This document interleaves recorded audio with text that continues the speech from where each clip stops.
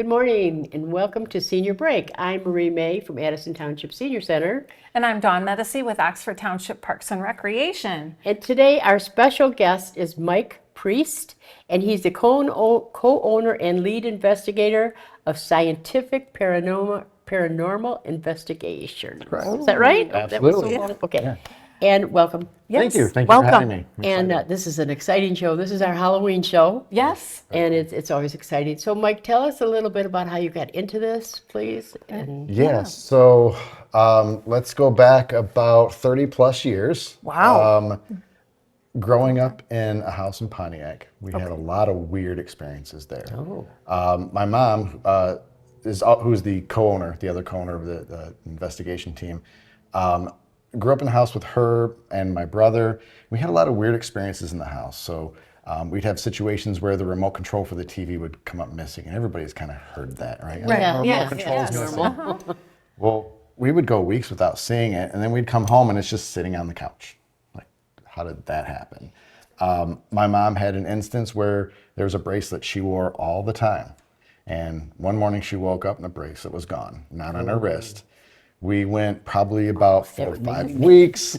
She washed the sheets, changed the bed, no big deal. And then one morning it was just laid out perfectly straight wow. next to her on the bed when she woke up in the morning. Like, okay, that was weird. Footsteps in the hallway. I could hear footsteps coming through my brother's room. This is when you were young. This is when I was, yeah, this is probably when I was about, Wow. I lived there from the time I was about, 3, 4, 5 until I was about 15. Okay. So, maybe I was 18 at the time. But yeah, so it was my whole childhood growing up. It was just one of those experiences that weird things would always happen. Middle of the night, Okay. sound like every pot and pan in the kitchen fell on the floor. Right. I jumped up, met my mom in the hallway. I got a baseball bat. I'm thinking somebody's in the house. Sure. Never found out. What So it was. your mom, you, and your brother lived at the house, and all three of you Yeah. heard all this stuff going on? Yeah, we all had really weird experiences in the house. Do you remember those old answering machines from the 80s? Yeah. Cassette tape? Yes. So if I was going to go hang out at my friend's house, I'd push the button, hold the button down, say, hey, Mom, I'm going to run over here. And you know how it would leave the clicking sound of the cassette tape? We came back from my grandparents one night after dinner, and there was a message on there, and it sounded like somebody had held the button down the entire time, took up the entire 20 minutes of the rest of that cassette tape. And during that time, we heard my mom's closet door opening and closing. We heard footsteps, we heard voices, and all that was recorded from inside that house. Wow. That So is, it was one of those things from an early age. I was excited about what this could be, what's going on. right. So were you ever afraid? Because if I heard some of that, I might be afraid. I know, me Or too. say, somebody sleep with me, I'm scared. Yeah. You know, Yeah, that yeah. I mean, especially being young. even today, there's still times I get afraid. Yeah. Yeah. It's just one of those things where when you don't see it, you don't know what's going on. Right. It's kind of hard to just kind of like, yeah, I'm cool with it. Yeah. Sometimes I'm still doing investigations and I feel something get right up in my face. I'm like, So yeah, you no. can sense it and feel it, but you can't really see or like, like some of, Yeah, and you know about it now, but when you're a kid, I'm thinking you didn't know what was going on, so it would be scary. Yeah. Now, I don't know if it still scares you like you're saying, but Not as bad as when I was a kid, but yeah, as a kid, I'd be like, what is going on? What is yeah, that yeah, noise? Yeah, oh, absolutely. You get kind of spooked by that. all right. Yeah, so. Wow. so you were saying that the one. Oh yeah, you could feel, you could sense. Yeah, I was doing an investigation probably about 10, 15 years ago, and I was in an attic upstairs, one of those old walk-in attics, and I heard a noise in the corner. I'm thinking it's an animal, so I turned my flashlight on. I'm looking around trying to find anything that would show that there was an animal up there. Couldn't find anything. The minute I turned my flashlight off, I felt like something just kind of got right up in my personal space, that personal bubble that you have. Right. And you know how your voice kind of sounds different when somebody's standing right in front of you? I'm like, what's that? And then I felt like something was right there. I just turned and got out of that closet. It was that attic. I'm like, I'm out. I'm good. Ran out. Well, not to scare people because it's No. not always like that. Yes. Like correct. there's friendly ghosts, and you can have one that you want to keep. Right. Yeah. So it's not always. No. But I just thought as a kid, it would be a lot to take was. in. So what did you do? How did you outgrow it, or did you start learning about it? I think as I grew up, I was always kind of intrigued by it. So in high school, I'd pull books out of the library that talked about the paranormal and started doing some research on that and trying to figure out, obviously you're just trying to figure out what's going on in your own home. Right. What's happening? Why do I keep hearing these things in my house? Yeah. We did do some research years later, found out that there was a large Indian burial ground. It's the whole cliche, you've heard that before, but yeah. Right. especially in Pontiac, there was a large Indian burial ground in that area. I had a coworker who didn't believe in this stuff. And him and I ran into somebody that at probably about, I had moved out, I was about 31, 32 at this point, so I hadn't lived in that house for almost 12, 15 years. My coworker and I ran into somebody that currently lived just around the block from where my house was. And he starts telling stories about how his remote control would come up missing and weird noises and things happening. And my coworker looked at me and was like, okay, you guys planned that. I'm like, Right. nope, Nope. didn't plan Wow. that. It just happened. And so not just in my house, but my friends' houses in the same neighborhood were having similar experiences. So it was kind of neat to be able to corroborate some of these stories with them and start to realize that, yeah, this is actually happening. Now, why? We didn't know until years later with that burial ground that was there. So were Sure. those houses built on the burial ground? Yeah, so Okay. we found out that there was a large burial ground in that area. Whether those houses were built directly over the top of that, it's tough to say. But again, obviously records from way back when we had Native Americans in that area, Right. it's hard to say if that was, they were buried in that same spot, but it's very possible. Yeah, it was very near Wow. a Native American burial My ground. sister lived in Indiana one time and I went to stay and I was always scared in that house. Yeah. And so the one time I told her, and it was on a burial ground. Wow. found You out could later. sense, yeah. Oh, I was scared to death. Right. Wow. I can imagine. Yeah. Yeah. But then, to me, after you find out that's what it is, if you know what to do, you can, you can cope with it. Oh, yeah. Yeah. Yeah. Which is much better. Yeah, absolutely. Okay, we want another story. Yeah. Yeah, well, now, so you learned all of this. Yes. You said you did all of this studying and pulling out these libraries and the books about paranormal.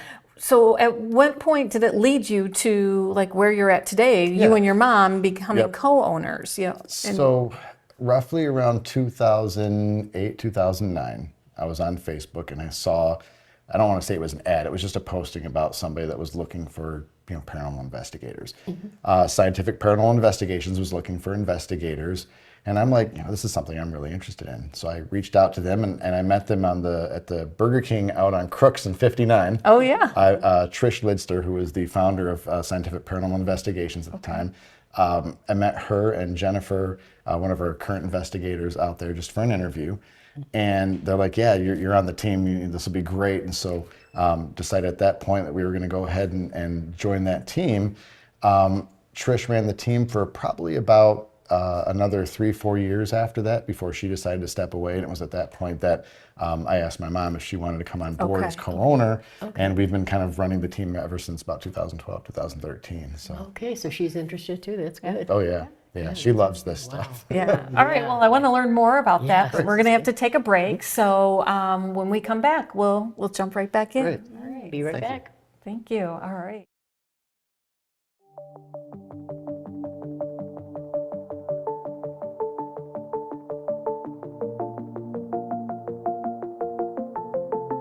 In today's digital world, it's hard to know who to trust.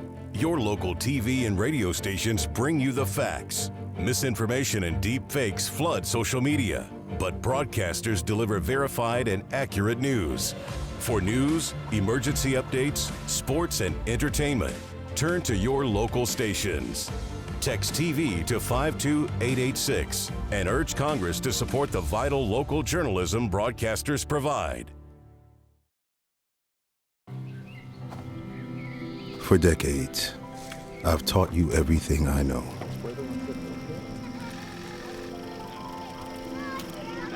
How to safely build a fire. How to control the flames.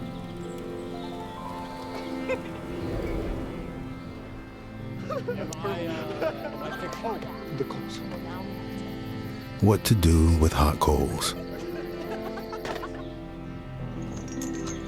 How to secure your chains.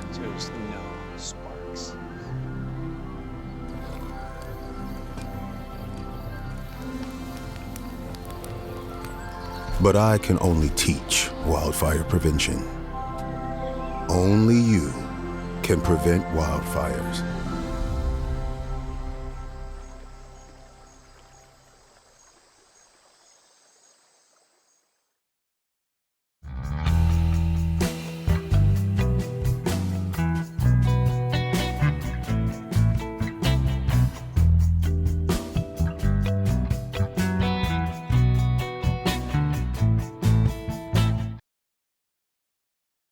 Welcome back to Senior Break, and we were talking to Mike Priest about ghosts. Yeah, so A very interesting subject. it has been very interesting, and your story is, through your childhood, it was quite interesting, and where it's led you now today. So tell us a little bit more about, you said you and your mom, when Jen decided to part ways, you and your mom stepped in. Tell us about that. Yeah, so it was Trish that was on the team. Trish. No, you're good. Yep, that's good. Trish wound up stepping away from the team, and she was looking for someone else to kind of take over and keep things moving forward. So her and I had many conversations about what that transition might look like and how we would keep the team moving forward in a positive direction. So it was at that point that I reached out to my mom. I knew she'd had a passion for this for years. And I said, hey, is this something you're interested in doing? And she's like, yeah, absolutely. So brought my mom on board. Trish kind of stepped away, and we added several investigators from that point forward to the team. It's kind of nice to have a larger team. You never know what size an investigation it might come up. And it's great to just kind of have a lot of people in the bullpen that you can pull from and say, hey, guys, who's available on this date to go do this investigation? And the more you have, the easier it is to accommodate, our potential clients. If they say I'm available here, we can probably make sure we fill that out. So we started, kind of running with the team at that point, and roughly the TV show Ghost Hunters, which really kind of made a lot of this mainstream with the Atlantic Paranormal Society out on the East Coast. We signed up to be the Metro Detroit representative for the TAPS team in around 2014. So we've been affiliated with them ever since, and it's great because they're an additional resource that we can reach out to. And it's not just the team from the TV show. We met a group from Ohio and went down and investigated an old Masonic temple that a group in Ohio actually now owns and is converting into their home. Oh. That's intense. Wow. And so we were able to get in there and investigate with another TAPS team from Ohio, and had some really cool experiences there, from disembodied voices off in the distance, which is where you hear something and you can hear it without seeing it, to electronic voice phenomenon, which is an EVP, where you're only capturing it on audio and you don't hear it with your own ears live when it happens. Right, okay. A lot of cool experiences there in that place. And so it was kind of neat to kind of, grow our team, become affiliated with a larger group, have connections nationwide, sometimes worldwide, because there are teams over in the UK that are affiliated with TAPS.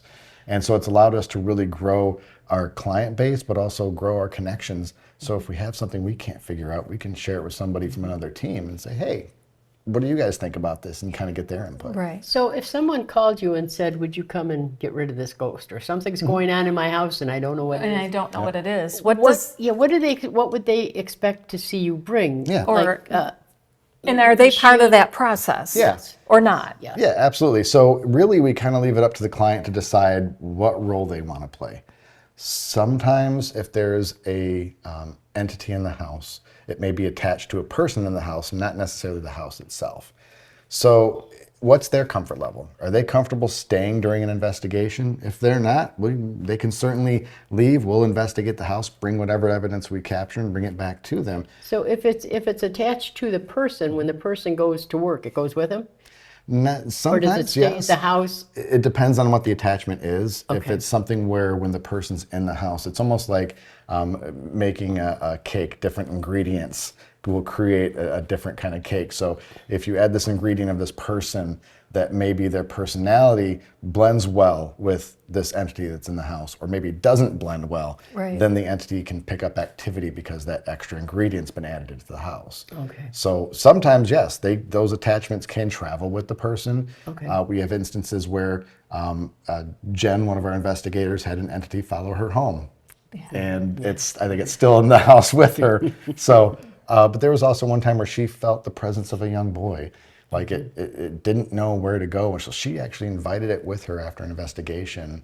And she drove to a local cemetery and said, here, go see if you can find your way here and try to help whatever it was cross over to the other side, which is good. really, That was really great. cool.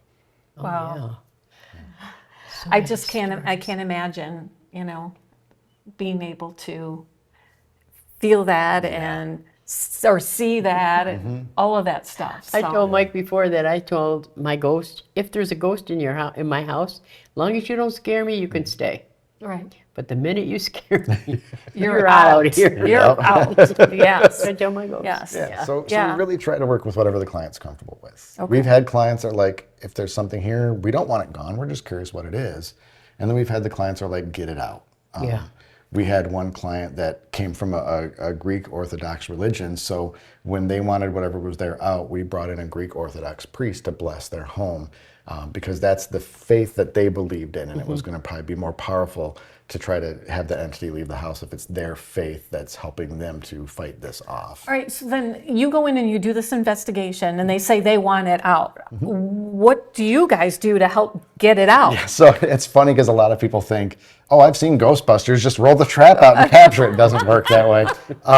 That would be something. That would be great. We don't have that technology. That is funny. We will go in and we'll do smudgings. We'll burn sage.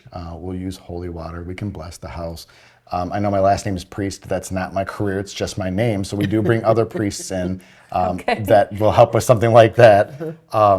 But yeah, we really just try to help the client get more comfortable. We'll burn sage. We'll start in one corner of the house and work our way through to the front door.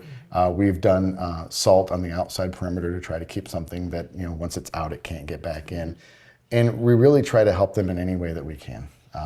Whatever is going to make them most comfortable, we're going to try to do that. And if it doesn't work, we move on to the next step. We may bring in a priest to bless the home and use holy water and things of that. I was going to say, what happens if all of that doesn't work? Yeah, and it keeps going. Unfortunately, there are times that we just can't get rid of it. Even with blessing of a house, having a priest come in and doing that, sometimes it just doesn't work. So then we talk strategies about how to deal with it. Whatever's there, hey, you're here, you're not going anywhere, I'm not going anywhere. We need to share this space. Just, hey, what I say. Be don't friendly. wake me up in the middle of the night. Let me sleep. That'd be great. So those are some of the strategies we talk to our clients Well, about. how long would you wait if you went in and there was a ghost and you think you removed him? How long do you wait? Like, is it a month or is it it could be a year until they hear something else? Yeah, I mean, we've had a client that we thought we helped out and things quieted down for quite a period of time. About 2 years went by, they called us up and, hey, I think activity's picking up again. Would you mind coming out and taking a look? Absolutely. We get the team together, we come out, and we start investigating again. And if we see more activity, we can redo the smudging and see if we can. And would that be the same ghost? It could be. It's hard to say. It would be great if they had IDs to help us know exactly who they are. But yeah, sometimes it can be. Sometimes it's not. Sometimes it would be something completely different. There's the belief that there are portals on this earth that they can pass through to get here. I personally, I've not seen that, but I can't say that it doesn't exist just because I haven't seen it. Yeah. So. Right. Yeah. All right. Oh, so good. So Yeah, good. I know, such good information. So, all right, well, we're going to have to go back to another break. And when we come back, we're going to get spooky. No more stories. All right, we'll be right back. You know the national parks, but you may not know that they're supported by a strong foundation. A foundation for the future. We are the National Park Foundation. And together with your support, we are building a bold future where national parks are vibrant, protected, and welcoming. Today, tomorrow, forever. Learn more at nationalparks.org/foundation. Hi, I'm Peyton Manning, and I'm partnering with the American Red Cross this year to tackle blood shortages. Giving blood's important because every 2 seconds, someone actually needs blood, and unfortunately, only like 3% of the U.S. population donates. So we have to step up to give and to make sure there's plenty of blood available for those in need. Visit redcrossblood.org to get in the game and make an appointment to give.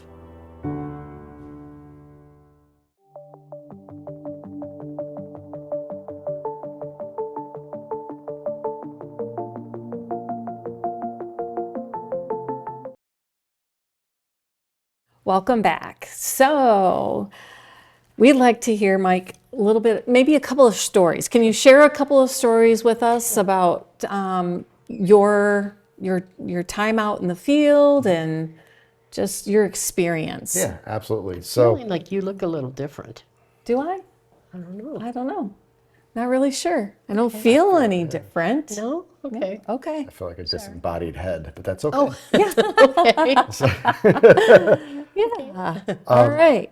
So a lot of people are familiar with Waverly Hills. It's down in Kentucky, Lexington, Kentucky, I believe. Went down there a handful of years ago to investigate it. Met a gentleman by the name of Ernie Pack. He was an investigator down there, kind of helps run the tours. And as he's taking us on a tour of the facility, it was an old tuberculosis facility that they used years ago, shut down, I think in the 1980s, somewhere in that area. Okay. It's now abandoned. A lot of the windows are broken out. We were walking through, we had bats flying over our head. There was a rattlesnake on one of the floors. That was great. The story he told us was of a gentleman that was homeless, and him and his dog were living in this old hospital during the winter months. The police came in and asked him to leave. And he's like, hey, if you let me stay here, I'll try to keep the riffraff out. These kids that try to come in and break things because it's fun, he'll try to keep them out. So the police made the agreement with him, sure, go ahead and stay here. And after the winter months, you need to be gone. Well, during that time, apparently some kids, and there was a news article posted down there about it, some kids wound up breaking in there. And he tried to get him out, and unfortunately pushed him and his dog down the elevator shaft. I think it might have been the stairwell, but one of the two. Okay. So him and his dog were killed, and quite tragic. The kids were, charged for all these things. So as we're doing the investigation, obviously sometimes you do investigations, you don't see a lot of things when you're there. Right. So I come home and I'm sitting with my son Ryan, and we're looking at the video evidence of it. And I had one of those cameras that was mounted to your head that you can kind of, as you turn your head around, you can kind of see what's going on. And I heard something, and so I panned my head, and then when I came back around to see what somebody was saying down the hall, my son's like, wait, go back, what was that? So I backed it up. He's like, right there. I'm like, whoa. And it looked like the image of a guy standing at the end of the hallway that I just caught as I was moving my head by. So I quickly took it, uploaded it to my fellow team members, and shared it out on Facebook. And then somebody else noticed, well, that looks like there's a dog next to the person. This is somebody that didn't know the story about what had happened. Oh. So you can actually see what looks like a man standing there with a dog at the end of a hallway. And I shared it back with Ernie down there at Waverly, and he was like, that's fascinating. Just to see that was fascinating. I've had some investigations where they call it the emotions of the moment are transferred onto you, right? So Jennifer was having us ask questions at one house one time, and she said, ask what happened in 1939. I can't remember the exact year, but 1939. Mm-hmm. So I said, can you tell us what happened in 1939? And immediately I started crying. I just felt an overwhelming sense of sadness, a transference of emotions that were not my own onto me. And I was like crying. And she's like, wow, I'm getting an overwhelming sense of sadness. I'm like, so am I. And she couldn't see me because it was pitch black in the room. And I'm like, I gotta step out. I gotta get out of the house. So I left the house. My hands were trembling. I'm outside in the backyard. A couple investigators are trying to make sure I'm okay and help calm me down. As we started digging in and doing some research on the house, we found out that the gentleman that lived in the house that year we asked about was the year that his wife died. Now, we did not know that at the time, so it's kind of telling to have this moment where you're just like, whoa, and really like shocked at these feelings, and finding out after the fact that, yeah, that's probably why. They weren't my emotions, they were probably his being transferred onto me. And that's shocking to have to deal with something like that. to have felt that. Yeah. How did you feel? Did you think? I just felt sad. Did you feel like I got to get rid of this emotion now? Yeah, I had no control over it at all. Yeah. It was weird. It left you. Okay. Yeah. And so I stepped out of the house. The minute I got out of the house and got in the fresh air, took a deep breath, started calming down. My hands stopped shaking. I felt better. I went back in and continued the investigation. I mean, our clients are counting on us. We're not going to say, oh, that was too scary, too spooky, we're out. No, go back in and keep chugging along. Did anybody else with you that was there investigating feel that emotion too? Not at that moment, but Trish, who I mentioned earlier, Right. she had investigated the house before she left the team about 6 months prior to this. She was investigating with Jen again and felt something on her neck. They went outside and took pictures. She had 3 scratch marks on her neck down to the middle of her back. So it's like, okay. I've never been scratched. I've been touched. I've been pushed. I've had, well, when I had hair that was pulled, but I've never had scratches. But They just saw me running out the door into my car. Gone. I'm out of here. Yes. See ya. Yes, you guys are good. Yeah. It's Yeah. fun. It's fun. But It is fun. It is fun. It is So do you have any current customers right now? So it's interesting. We were chatting before about how things work today. Ever since like the accessibility to some of this equipment is now easier to get a hold of, a lot of people investigate their own homes. They buy their own equipment. They buy their own voice recorders, and they kind of do their own investigations. We certainly don't encourage people to do that, mostly because if you're living in this home and you maybe say the wrong thing or do the wrong thing and you get whatever is there agitated, you're stuck with that. We encourage them to, let us know. We'll come in, we'll help. And we'll try to that. I do know that we're potentially lining something up in Frankenmuth for October. There's a farmhouse in Frankenmuth that they may be doing public investigations. Nothing's been set in stone yet. Sure. But we're currently working on setting something up for maybe sometime in Frankenmuth, where the team will go up and we'll have the public being able to come in and investigate. And I can certainly share that with you guys once we have that information That'd be kind of solidified. cool. That would be cool. So. Yeah. And that would be like a house that you would go into and It's actually a farmhouse. Like it's a giant farm with multiple houses that we would go in. Yeah. we heard in Romeo that there were a lot of haunted houses. Have you heard that? Yeah. And we one of my seniors actually gave us a CD. I lent the CD out to someone and she brought it back because I was so worried because he said you can't copy it. Really? Yeah. Yeah, because I wanted to get a copy and then show, but yeah. So We did. that's weird. We did an investigation in Romeo a handful of years ago. You know, downtown Romeo, you've got all these old Michigan basements and these old Right. buildings that are attached to each other. It was called Johnny Cake's Candles. It's not there anymore. It closed up years ago. We were on the second floor where it was, you know, you have the store down below and you have the apartments where people lived above. The apartments had been abandoned for years. And my camera shut off, which we thought was weird. So we go up to check on it. And one of our investigators, Steve, is holding his camera and caught what sounded like something growling behind me. And it's just this growling noise. I'm like, what was that? He's like, well, it sounds like a growl. I'm like, where'd it come from? He's like, sounds like it came from behind you. I'm like, oh, that's funny. He's like, no, I'm serious. It sounded like it came from behind you. Right. Never found out what it was, but it was kind of creepy. It was, I think, our second investigation I had with the team, and Wow. it was never knew what it was, but it was Yeah. really cool to be up in a place like Romeo that has a lot of history Street. Right. Yeah. Right. behind it. Yeah. And I think that's fascinating. All right. Well, thank you so much. And if they hear that they have noises, how should they get a hold of you? Yeah. Like if somebody wants to reach out to you. Yeah, you can go out to our website, spiofmichigan.com. You can reach out to us there. We have the email address, spiofmichigan@gmail.com. If they reach out to us, let us know. We'll reach back out to you and try to get something set up to help you out.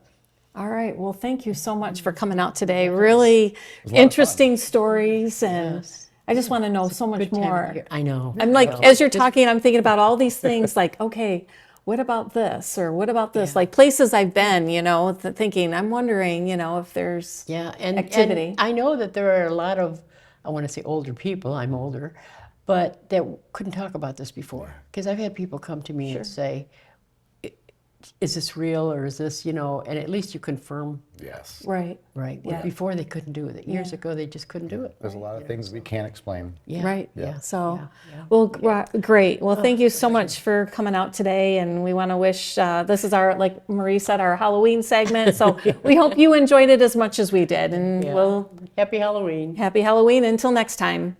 Thanks, Mike. Thank you so much for coming out.